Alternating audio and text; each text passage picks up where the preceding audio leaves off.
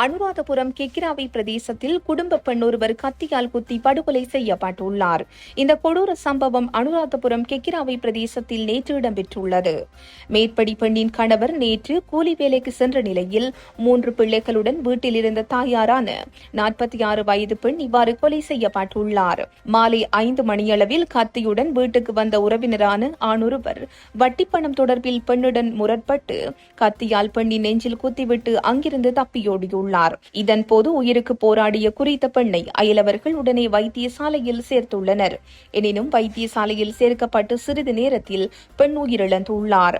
சம்பவம் தொடர்பில் 42 வயது நபரை கைது செய்வதற்கான நடவடிக்கைகளை போலீசார் முன்னெடுத்துள்ளனர். சம்பவம் தொடர்பில் பெண்ணின் கணவரிடமும் பிள்ளைகளிடமும் வாக்குமூலங்களை பெற்று மேலதிக விசாரணைகளை மேற்கொண்டு வருகின்றனர்.